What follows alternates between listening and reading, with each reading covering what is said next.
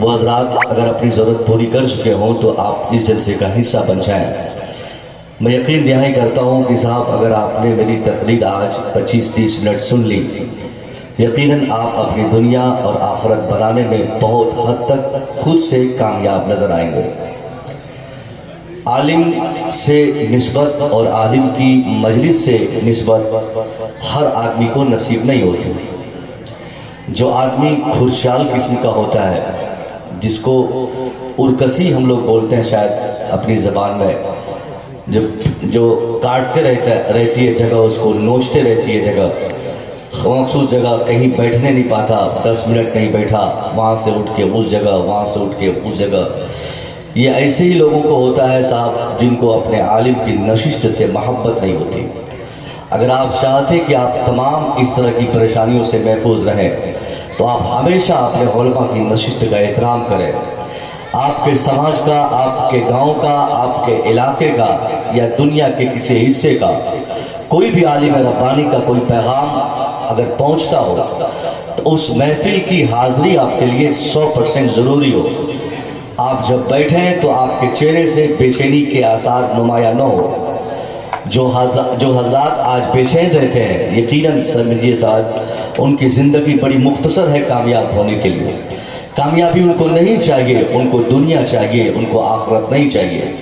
اللہ نے کون سی کمی آپ کو دی ہے؟ یہ کاڑی گھاٹ والے اگر یہ سوچتے ہوں گے کہ ہمیں بہت بڑی پریشانی ہے، ہر 2-4 سالوں کے بعد اللہ کی طرف سے ایک آزمائش کے طور پر ایک پانی بہتا ہے، پانی آتا ہے گاؤں میں گھس کر، ساری کھیتی، سارا سامان، سارا مکان، ساری دکان، ساری کمائی 5-7 سالوں کی ایک جھٹکے میں ہمارا ختم ہو جاتا۔ یہ صرف اللہ کی آزمائش ہے۔ اس آزمائش پہ آپ کو ہر حال میں شکر گزار بندہ بن کے اللہ کے سامنے شکر گزاری کا ثبوت دینا ہے۔ حرف شکایت کا ایک جملہ بھی، ایک شوشہ بھی آپ کے چہرے سے، چاہے کردار کے اعتبار سے ہو یا حرف سے، آپ ادائیگی سے آپ نہ کہیں کہ اللہ نے ہمیں مبتلا کیا پریشانی میں، نہیں صاحب، یہ اللہ کی آزمائش ہے۔ اللہ نے کسی امتحان کے تحت اس پورے علاقے والوں کو، خاص طور پہ سیمانچل والوں کو، بہار والوں کو ہر 2-4 سالوں کے بعد باڑھ کا پانی بھیج کر اللہ آزماتا ہے کہ ان بندوں میں سے کون ہے جو صبر کا دامن چھوڑ دیتا ہے، کون ہے جن کا اعتماد مجھ سے ختم ہو جاتا ہے، ان میں سے کون ہے جن کا بھروسہ مجھ سے ٹوٹ جاتا ہے۔ میں کہنا چاہوں گا صاحب، یہ بہت بڑی نعمت ہے کہ سب کچھ چھیننے کے بعد بھی آپ کا ایمان سلامت ہے، آپ کی محبت اپنے علماء سے سلامت ہے۔ ہمیں خبر دی گئی کہ علامہ سلمان اظہری صاحب، ان کی رہائی کی خوشی میں مسلمانوں نے بالکل مختصر ٹائم میں اتنا بڑا جلسہ کیا۔ یہ بہت بڑا پیغام ہے۔ ابھی سے 1 سال پہلے اسی علاقے میں آگ لگی تھی، ابھی سے 1 مہینہ پہلے اسی علاقے میں باڑھ کا پانی گزرا تھا۔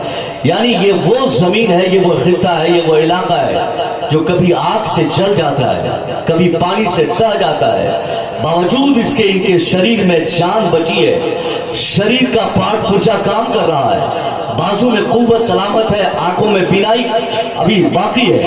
اس کے بعد ان کی یہ دلیل ہے کہ صاحب ہمارے جسم میں جان کے 1000 حصوں میں اگر ایک حصہ بھی بچا رہے گا، پھر بھی ایمانی ثبوت دینے کے لیے یہ کافی ہے کہ جب سلمان اظہری، جو ناموس رسالت کے لیے کی حفاظت کے لیے اپنی جان جنہوں نے جوخم میں ڈالی، جنہوں نے جیل کی سلاخوں میں رہنا قبول کیا، جب مصطفیٰ کا ایک خادم، مصطفیٰ کا ایک غلام، مصطفیٰ کی عزت بچانے کے لیے اپنی جان کو پھندے میں مبتلا کرنے میں کوئی کمی محسوس نہیں کیا، تو اس شخص کی آزادی کی خوشی میں جب مسلمان اس بے کسی کی حالت میں اتنا بڑا جلسہ کر سکتا ہے، یہ بتانا ضروری اب نہیں رہا۔ یہ آسانی سے لوگ سمجھ جائیں گے کہ یہ مسلمان اپنے مصطفیٰ سے کتنا پیار کرتے ہوں گے، کہ جب مصطفیٰ کے دیوانے سے اتنی محبت ہے، مصطفیٰ سے پیار کرنے والوں سے اتنی محبت ہے، نبی کی عقیدت، نبی کی محبت میں جینے والے انسان کی عزت آپ کے دل میں جب اس قدر بیٹھ چکی ہے تو آپ یہ اندازہ لگا سکتے کہ یہاں کے مسلمانوں کی محبت ان کے مصطفیٰ سے کیسی ہوگی، یہ اپنے نبی سے کس طرح محبت کرتے ہوں گے۔ بلا شبہ کوئی کمی آپ پہ نہیں، آپ ایک مسلمان ہیں، اور مسلمان کی پہچان یہ ہے کہ ہر حال میں وہ اللہ کا شکر ادا کرے۔ اللہ نے قرآن عظیم میں فرمایا ثم لتسألن یومئذ عن النعیم، फिर तुमसे तेरा रब मैदान महशर में एक एक नेमत के बारे में सवाल करेगा। अल्लाह ने हम पर जितनी नेमतें नाजिल की, जितने इनामात अल्लाह के हुए, आप गौर करें कि अल्लाह ने कितने एहसानात आप पर किए। आपके बदन के सारे हिस्से, हाथ, पाँव, सर, नाखून, ये जो दाखिली आप पर जो अल्लाह के एहसानात है, कुछ एहसानात खारजी है जैसे जमीन, मकान, गाड़ी, ये भी अल्लाह के इनामात है, मगर ये खारजी है। दाखिली इनामात जाती तौर पर आपकी आंख, ये अल्लाह का एहसान, आपकी ज़बान, ये अल्लाह का एहसान, आपका पाँव, ये अल्लाह का एहसान, आपके शरीर के सारे पार्ट पुर्जे, ये अल्लाह का एहसान। अब बताइए कि कुरान कहता है कि अल्लाह ने जितने एहसानात किए, अल्लाह ने आपको हाथ दिया, इस हाथ के बारे में भी, आपको पाँव दिया, इस पाँव के ताल्लुक से भी, अल्लाह ने आपको आंखें दी, आंखों में बिनाई दी, इन सारी चीजों के ताल्लुक से सवालात कल मरने के बाद आप में, हम में से हर एक से अल्लाह करेगा कि बंदा, मैंने तुझे चलने की ताकत दिया, बता तूने इसके बदले में दुनिया में क्या किया। मैंने आंखें दी, इसके बदले में क्या किया। मैंने पाँव दिया, इसके बदले में क्या किया। मैंने हाथ दिया, इसके बदले में क्या किया। कुरान अज़ीम का मफ़हूम है फरमान का कि अल्लाह जितनी नेमतें दिया है, कुरान कहता है वइन तउद्दु निअमतल्लाहि ला तुहसूहा।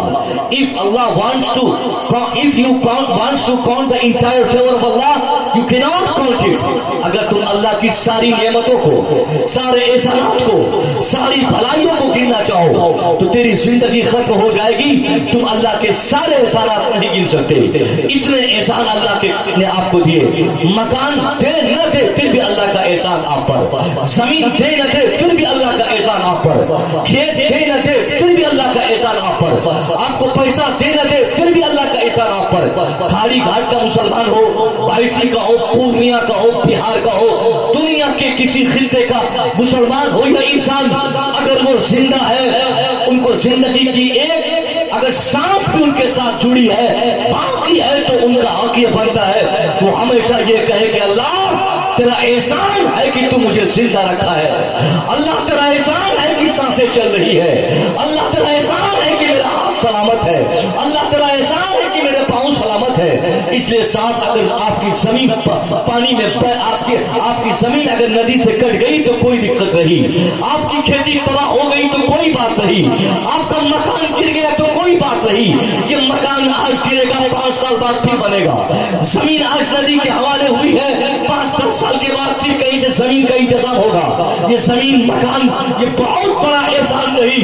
अल्लाह ने जो सबसे बड़ा एहसान, जिंदगी का एहसान, अल्लाह ने सबसे बड़ा एहसान, रूह का एहसान, अल्लाह ने सबसे बड़ा एहसान, ईमान का एहसान, अल्लाह की तरफ से सबसे बड़ा एहसान, अकीदे का एहसान जो अल्लाह ने आप पर की है, इसकी आप कदर करें और दुआ करें कि मौला, जमीन गई है चले जाए, मकान गया है चला जाए, फसल गई है चली जाए, मगर अल्लाह तुमसे मुतालबा है, यही मांग है कि जिंदगी भर मेरा ईमान सलामत रहे, मेरा अकीदा सलामत रहे, तुझसे तेरा खौफ मेरे दिल में हमेशा बाकी रहे। जो इंसान इस फिक्र के साथ जिंदा रहेगा, मैं यकीन दहाई करता हूँ साहब, वो इंसान फकीर भी होगा, मोहताज भी होगा, मकान नहीं हो कोई बात नहीं, दुकान न हो उसके पास कोई बात नहीं, जमीन न हो कोई बात नहीं, अगर उसके दिल में ये एहसास जिंदा है कि अल्लाह ने उस पर एहसान किया है, वो इंसान यहाँ कामयाब हो न हो, मरने के बाद 100% वही इंसान कामयाब है जिसका मानना है कि अल्लाह का एहसान उस पर है। बहुत सारे लोग इस इलाके के ये गमगीन रहते हैं कि अफसोस में रहते हैं कि हम लोग हजरत क्या करेंगे, बहुत गरीब है, ये गरीबी हमारी टेंशन है, ये गुर्बत हमारी पहचान है, ये गुर्बत हमारे लिए परेशानी का सबब है। मैं कहना चाहता हूँ साहब, गरीब होना आपके लिए परेशानी की वजह नहीं, ये जमीन का न होना आपके लिए परेशानी की वजह नहीं। बड़े बड़े अमीरों के ईमान छिन गए, तबाह बर्बाद हुआ सिर्फ अपनी जमीन जायदाद और प्रॉपर्टी की बुनियाद पर। बड़े बड़े रऊसा की तारीख हमने पढ़ी है, तारीख में ये लिखी हुई बात है कि वो लोग सिर्फ इसलिए गुमराह हो गए कि उनके पास दौलतों की फरावारी थी, उनके पास माल की ज्यादती थी, उनके पास जमीन की ज्यादती थी। वो जमीन, वो मकान, उनका पैसा उनके ईमान की हिफाजत के लिए काफी ना हो सका, जिसके नतीजे में 1000 एकड़ जमीन रखने के बाद भी वो आदमी गुमराह हो गया, वो आदमी बदअकीदा हो गया, वो आदमी बेईमान हो गया, वो आदमी का ईमान उससे छीन गया। आपको एहसान मानना होगा अल्लाह का कि अल्लाह तूने मुझे ईमान दिया है, तेरा एहसान है। अल्लाह तूने मेरी जान बख्शा है, तेरा एहसान है। एक बात आप बताइए, अल्लाह चाहता तो ये सैलाब 2017 का, ये सैलाब 2024 का जिस भयानक रूप के साथ सीमांचल में दस्तक दिया था, आपकी सिर्फ फसलें तबाह हुई थी, आपका सिर्फ घर तबाह हुआ था, आपकी सिर्फ जमीन कटी थी। अगर अल्लाह चाहता तो एक दिन के अंदर ये पूरे खाड़ी घाट के लोगों का वजूद तबाह बर्बाद कर देता। अचानक आज की रात आप में से कोई नहीं कह सकता, अचानक सैलाब को हुक्म हो, पानी को, नेपाल के पानी को अल्लाह का हुक्म हो कि जाओ तबाह कर दो पूरे सीमांचल को। एक सेकंड, एक घंटे में हमारा वजूद इस धरती से मिट जाएगा।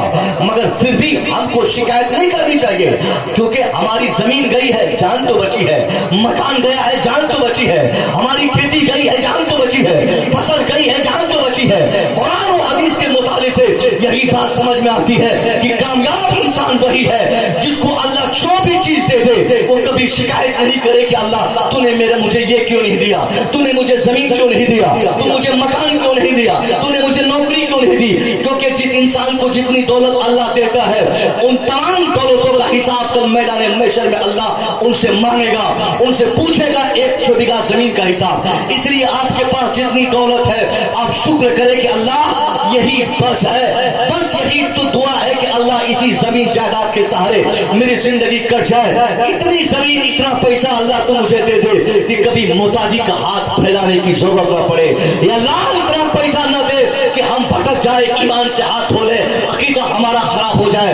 ये आपको दुआ करनी चाहिए, क्योंकि जब आप शुक्र करेंगे तो अल्लाह और बढ़ा देगा। आप अल्लाह का एहसान माने कि अल्लाह ने आपको जिंदा रखा है, आपको मारा नहीं।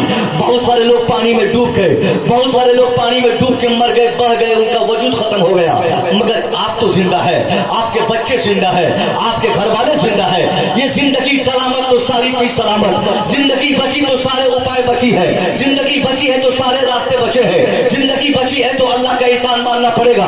2020-21 में लॉकडाउन पीरियड में कितनी अमवात हुई, कितनी मौतें हुई। आपने देखा ना सीमांचल में, आपने देखा बिहार में, आपने देखा अपने मुल्क भारत में, आपने पूरी दुनिया में मुलाहाजा किया।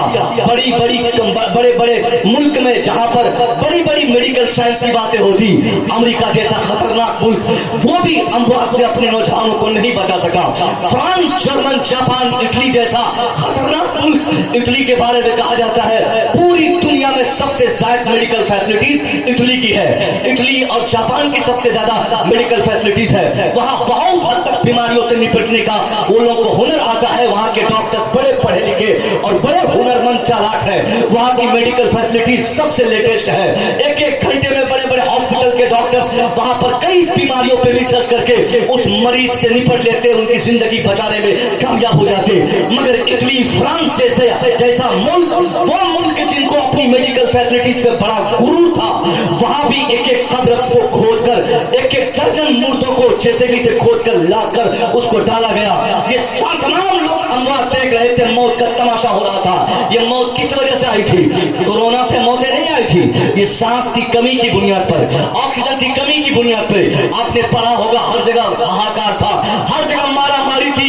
कोई बोलता मैं अपनी बीवी को बचाने के लिए ऑक्सीजन खोज रहा हूं, 1 लाख में, 2 लाख में, 5 लाख में, 10-10 लाख में लोगों ने ऑक्सीजन सिलेंडर खरीद कर अपनी बीवियों को, बीवी अपने शौहर को, बाप अपने बेटे को, बेटा अपने बाप को, बड़ा भाई छोटे भाई को, एक रिश्तेदार दूसरे रिश्तेदार को बचाने की कितनी कोशिश किया। मामूली सी कीमत में बिकने वाला वो ऑक्सीजन सिलेंडर जो आम हालात में 10,000 15,000 में बिक जाता हो, मगर उस वक्त वो 5-5 लाख और 10-10 लाख में बिका। जिनको ऑक्सीजन नहीं मिल सका वो लोग मर गए, मौत के हवाले हो गए। उसी पीरियड में मेरी भी एक दादी, मेरे रिश्ते की दादी थी, वो बेचारी भी ऑक्सीजन की कमी की बुनियाद पर तड़प कर Purnia medical college, medical hospital में वो ये मेडिकल कॉलेज में वो इंतकाल कर गई। हम लोग उनके जनाजे में शरीक भी नहीं हो पाए। इतना भयावह स्थिति थी, इतनी खतरनाक सिचुएशन था। मौत नंगी नाच रही थी। एक आदमी अपने बेटे को तड़प के मरते देखता, मगर उसको दफनाने, उसके कफन का, उसके नहलाने का, उसको जनाजे का कोई मौका उनको फराहम नहीं होता। ये मौत की नंगी नाच नाची जा रही थी।